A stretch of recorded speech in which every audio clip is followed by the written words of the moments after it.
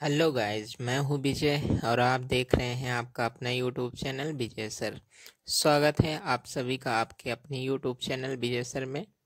दोस्तों, आज की इस वीडियो में हम बात करने वाले हैं क्लास 10th 2022 में जो पेपर पूछा गया था इंग्लिश का, उसमें जो डुएल डायरेक्टेड आए हुए थे, आज हम उनको सॉल्व करने वाले हैं।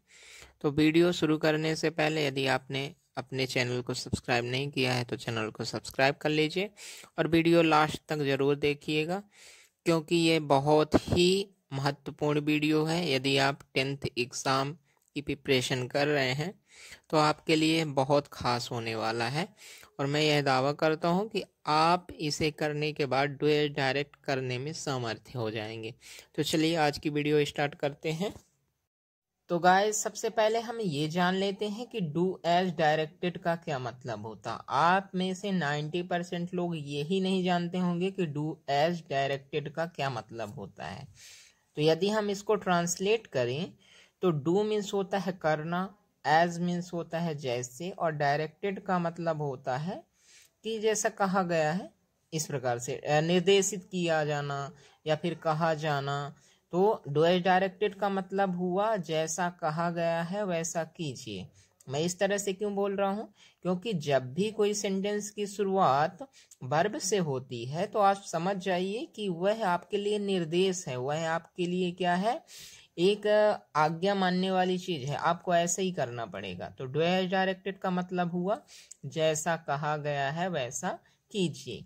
कहा क्या जाता है, आपको एक क्वेश्चन दिया रहेगा और क्वेश्चन के बगल में कोष्टक में आपको दिया रहेगा कि आपको करना क्या है। तो जो कहा गया है वैसा कीजिए, उसी को कहा जाता है डुएल डायरेक्टेड। तो चलिए, ये तो हुआ डुएल डायरेक्टेड के बारे में जनरल सी इंफॉर्मेशन।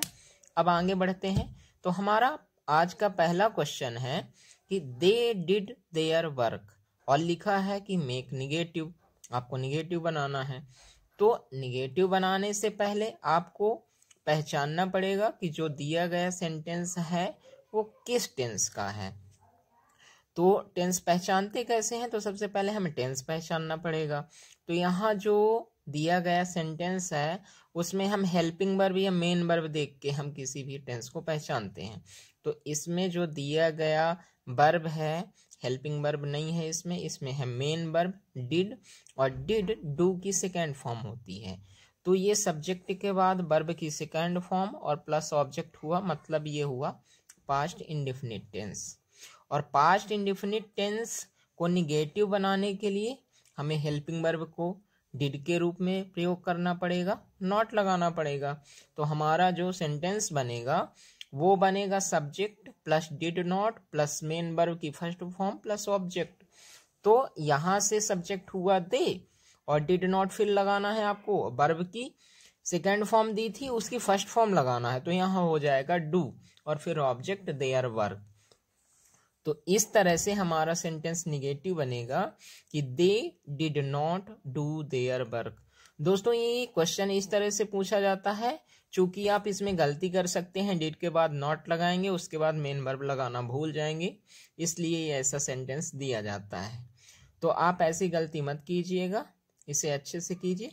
तो इसका आंसर होगा they did not do their work. So guys, आज का हमारा दूसरा क्वेश्चन है डुएल डायरेक्टेड का। My mother is cooking food, और लिखा गया है मेक इंट्रोगेटिव। तो हमें इसे इंट्रोगेटिव बनाना है। इंट्रोगेटिव बनाने के लिए हमें ज़्यादा कुछ नहीं करना पड़ता है। इंट्रोगेटिव बनाने के लिए हमें हेल्पिंग वर्ब की आवश्यकता होती है, जो ऑलरेडी इस सेंटेंस में दिया गया है। तो यहाँ पे हेल्पिंग वर्ब है इज। तो इंट्रोगेटिव बनाते समय हमें हेल्पिंग वर्ब को सब्जेक्ट से पहले रखना होता है। तो हमें क्या करना है कि इज को माई मदर से पहले रख लेना है, फिर सब्जेक्ट हो जाएगा, फिर मेन वर्ब हो जाएगी, ऑब्जेक्ट के बाद आपको क्वेश्चन मार्क्स लगा लेना है। तो ये बनेगा is my mother cooking food, फिर इंट्रोगेटिव मार्क हो जाएगा। तो इस प्रकार से हमारा दूसरा सेंटेंस बन गया, is my mother cooking food. आज का हमारा तीसरा क्वेश्चन है swimming is a good exercise, और लिखा है rewrite the sentence beginning with it. यानी कि सेंटेंस को वापस लिखिए, शुरुआत हो उसकी इट से। तो इस सेंटेंस में आप ध्यान दे पा रहे होंगे कि swimming is a good exercise. यहाँ स्विमिंग जो है नाउन के रूप में आया है, एक जेरंड है। तो हम स्विमिंग नाउन हुआ और यहाँ ये शुरू करने के लिए बोल रहा है beginning with it. It pronoun होता है, तो आप नाउन और प्रोनाउन साथ साथ नहीं लिख सकते हैं, इसलिए हमको कुछ नहीं करना है। स्विमिंग नाउन की जगह हमें इट प्रोनाउन का यूज करना है और सेंटेंस को वापस लिख देना है। तो ये बनेगा it is a good exercise. आज का हमारा चौथा प्रश्न, Preeti said Ishita is working, change the narration. Narration change करना है हमें। तो ये डायरेक्ट नरेशन से हमें इनडायरेक्ट नरेशन बनाना है, और जो इनडायरेक्ट नरेशन होता है वह हमेशा पास्ट में बनता है।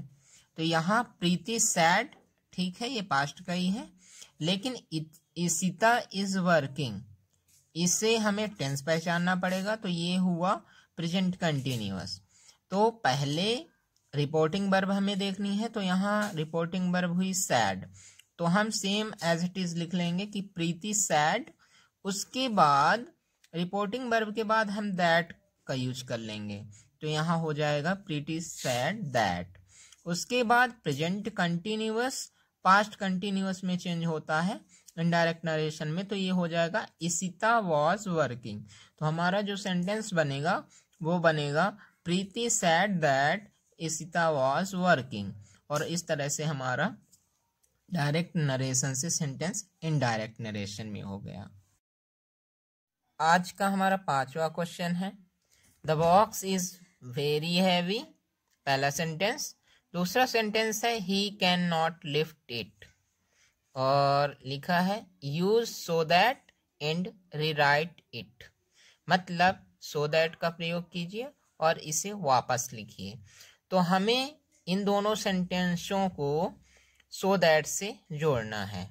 तो हमें ये सो दैट से जोड़ने के लिए क्या करना पड़ता है, हमें पहले सेंटेंस में जो वेरी लिखा है उसकी जगह हमें सो लगाना पड़ता है, और सेंटेंस जहाँ पे खत्म होता है उस आप फुल स्टॉप की जगह दैट लगा लीजिए। उसके बाद दूसरा सेंटेंस एज इट इज लिख दीजिए और लास्ट में फुल स्टॉप लगा लीजिए, तो ये सो दैट में चेंज हो जाएगा। यानी द बॉक्स इज, वेरी की जगह सो हैवी, फुल स्टॉप की जगह that he can not lift it. तो हमारा सेंटेंस हो जाएगा the box is so heavy that he can not lift it. तो हमारा सेंटेंस सो दैट में चेंज हो गया। If he takes a taxi he will reach the station on time, use unless in place of if.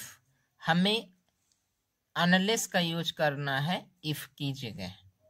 तो क्या करना होगा, हमें इफ की जगह अनलेस कर लेना है, और चूंकि यहाँ अनलेस होता है यदि नहीं और इफ होता है यदि, तो यदि हम इफ की जगह अनलेस का प्रयोग करते हैं तो ये निगेटिव बनाएगा। तो यदि ये पहले पार्ट को निगेटिव बनाता है तो हमें दूसरे पार्ट को भी निगेटिव बनाना पड़ेगा। तो चलिए देखते हैं। हिंदी में अगर इसका अर्थ निकालें तो यह होता है if he takes a taxi, यदि वह एक टैक्सी लेता है, he will reach the station on time, तो वह स्टेशन टाइम पर पहुंच जाएगा। अब हम यदि अनलेस का प्रयोग करते हैं तो क्या होगा, unless he takes a taxi, यदि वह टैक्सी नहीं लेता है, he will not reach the station on time, तो वह टाइम पर स्टेशन नहीं पहुंचेगा। तो इसमें हमें दूसरे वाले सेंटेंस में विल के बाद हमें नॉट लगाना पड़ेगा, हेल्पिंग वर्ब के बाद में हमें नॉट लगाना पड़ेगा, क्योंकि अगर हम नॉट नहीं लगाते हैं तो ये सेंटेंस का अर्थ अपोजिट निकल जाएगा और हमारा सेंटेंस गलत हो जाएगा। इसलिए हमें दूसरे वाले पार्ट में नॉट भी लगाना जरूरी है। तो हमारा सेंटेंस बनेगा unless he takes a taxi he will not reach the station on time. तो गाइज आज का हमारा आखिरी क्वेश्चन है, she was drawing a picture और चेंज द वॉइस, इसका वॉइस चेंज करना है। जो दिया गया सेंटेंस है ये एक्टिव वॉइस में है और अब हमें इसे पैसिव वॉइस में चेंज करना है। तो पैसिव वॉइस में चेंज करते समय हमें ध्यान में रखना होता है कि हमें ऑब्जेक्ट को सब्जेक्ट बनाना पड़ता है। तो यहाँ पर अ पिक्चर पहले आ जाएगा और चूंकि ये पास्ट का है तो पास्ट में वॉज या वर हेल्पिंग वर्ब के रूप में लगेगा, तो ये हो जाएगा वॉज। तो अ पिक्चर के हिसाब से वॉज, तो अ पिक्चर वॉज। और अगर कंटिन्यूअस का टेंस होता है तो हमें एक हेल्पिंग वर्ब बीइंग के रूप में लगानी पड़ती है यहाँ पे और भी। तो यहाँ हमारा एक और वर्ब आ जाएगी बीइंग वॉच के बाद, तो हो जाएगा बीइंग। और आप जानते ही हैं कि पैसिव वॉइस में हमेशा वर्ब थर्ड फॉर्म में आती है। तो ड्राविंग का ड्रॉ और ड्रॉ का थर्ड फॉर्म हो जाएगा ड्रॉन। और लास्ट में बाई के बाद आपको सब्जेक्ट को ऑब्जेक्ट के रूप में लिखना पड़ेगा, तो ये सी बनेगा हर। तो इस प्रकार से हमारा जो पैसिव वॉइस बनेगा ये बनेगा a picture was being drawn by हर। तो हमारा सेंटेंस एक्टिव से पैसिव में चेंज हो गया। सी वॉज ड्राइविंग अ पिक्चर, ये बनेगा a picture was being drawn by हर। तो गाइज आज की हमारी वीडियो यहीं समाप्त होती है। आपको यह वीडियो कैसी लगी नीचे कमेंट करके ज़रूर बताइएगा। और ऐसी ही जानकारी प्राप्त करने के लिए आप हमारे चैनल को सब्सक्राइब कर लीजिए और चैनल को शेयर करना ना भूलें। मिलते हैं अगले वीडियो में, तब तक के लिए बाय बाय, नमस्कार।